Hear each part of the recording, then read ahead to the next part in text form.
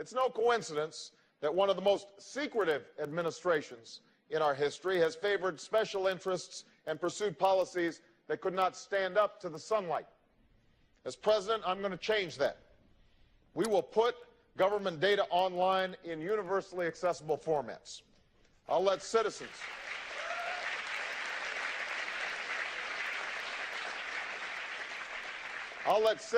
track federal grants, contracts, earmarks, and lobbying contracts.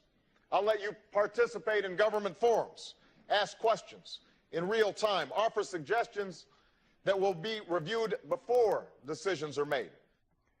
President Obama, as candidate Obama back in 2008, promising a more transparent presidency, but despite repeated promises of that kind of transparency and openness, the Obama administration has taken actions and passed policy measures that fly in the face of these claims. Reporters have been denied access to official White House events, and photographers have been prevented from taking photographs. Joining us now to discuss this lack of transparency, the transparency candidate Obama promised, but the administration has not delivered, is Newsmax White House correspondent John Gizzi. Brother Gizzi, it is good to be speaking with you. Congressman, or JD, I guess I can call That's you now. Right. It's been a pleasure. Well, John, you recently reported on this very issue after speaking to a variety of White House reporters. Tell me a little bit about what you found out from talking to those members of the press.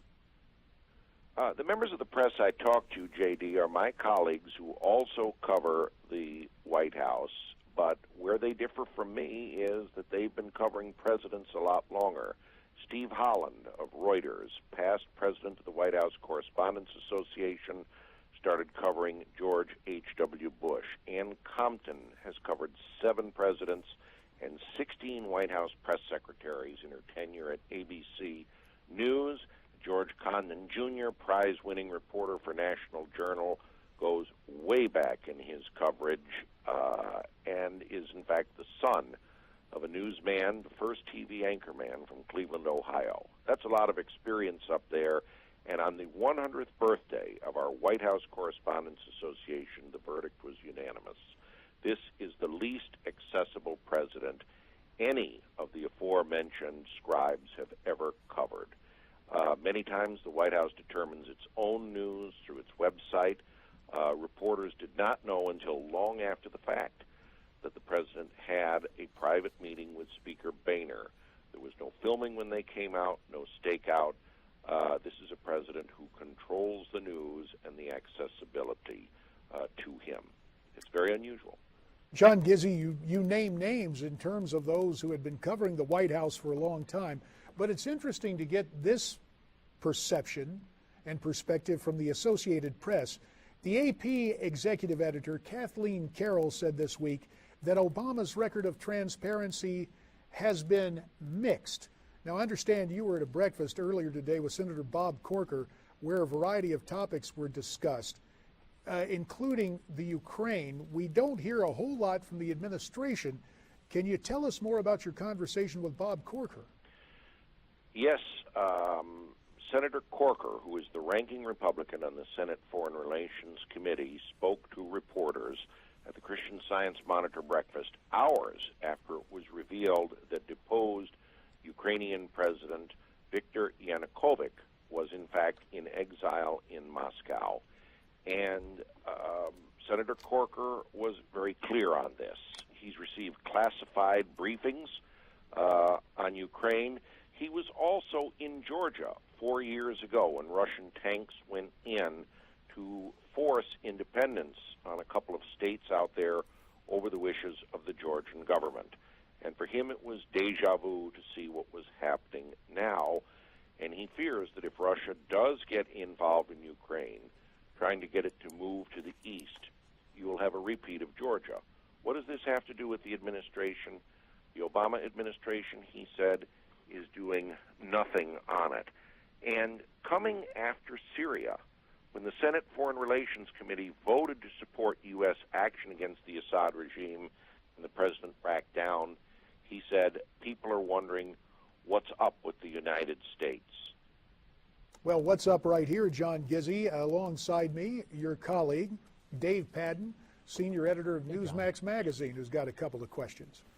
So, John, let's take the worst case. Pleasure to be here, Dave. Yeah, good to be with you. Let's take the worst case scenario as far as the Ukraine goes in. Putin and the Russians are able to foment these kind of phony rebellions, perhaps, in the east, and they bring the tanks in. They come Crimea. in, and they come into the Crimea.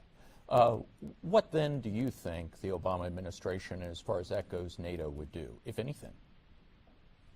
Well, again, the Obama administration is saying nothing. And if you notice, the statements they put out stand in sharp contrast to what the administration was saying about Hosni Mubarak, a friend of the United States, I might add. In his twilight days, it was almost like wishing that he were gone. Mm-hmm. The same is true of Ben Ali of Tunisia, also a friend of the United States.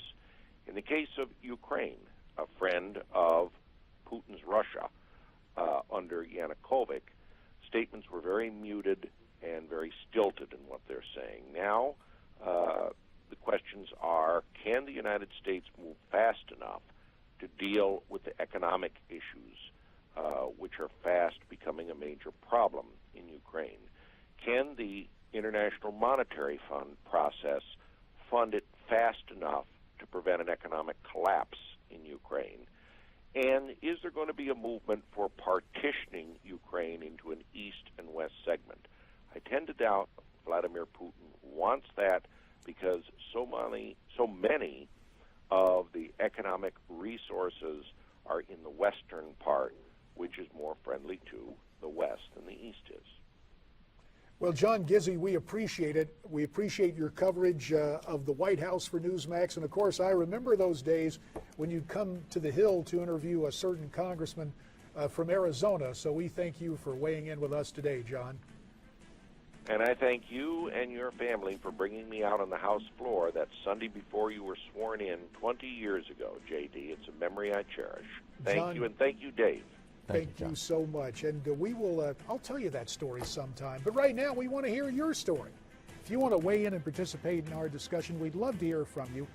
Tweet us your questions at Newsmax TV, hashtag America's Forum, or visit us at Facebook.com/Newsmax and send your email comments to connect@newsmaxtv.com. We'll